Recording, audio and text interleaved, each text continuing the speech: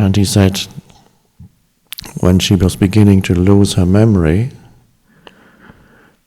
she was happy for the first time in her life. This doesn't happen. Some Alzheimer patients are not happy, I know that. And it may also be that the pain body comes up more strongly. But in her particular case, as the thinking faculty diminished, she experienced freedom from the burden of thought. But of course, with Alzheimer, you're moving below thought. It can be a way, it is perhaps a way of the organism to free itself from the torture of the mind. The body says, I have had enough. We are going to switch that thing off. I can't stand this anymore, because the body has enormous intelligence. And the body does things sometimes to just, that's it, I've had enough. And so the greater intelligence said, no more of this. And it finds the off switch.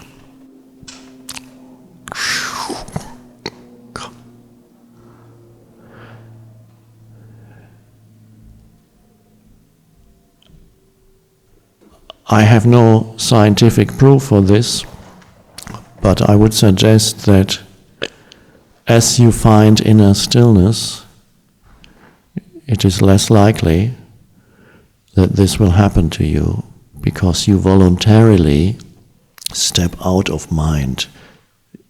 The body doesn't have to do it for you. You voluntarily step out into stillness, and the body loves that. The body does not love the mind. It creates so much havoc in the body. An interesting study was made some years ago by a psychologist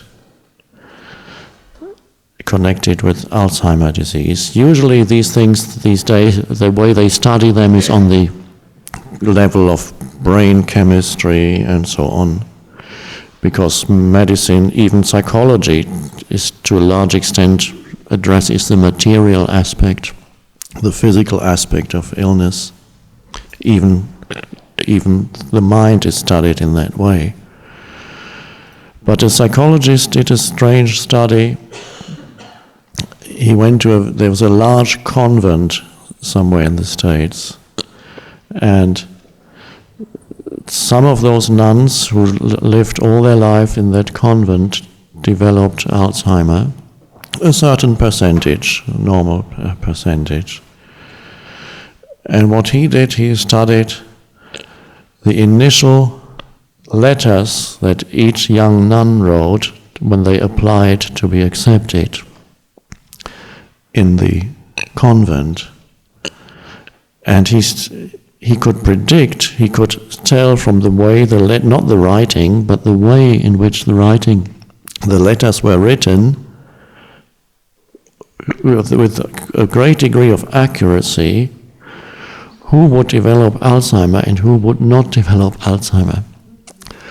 And what he looked at was originality of expression, whether the writing had a spark of creativity to it, or whether it was a conventional use of language without the spark that comes, the creative spark that comes into writing when you are connected with something within you that is deeper than the mind.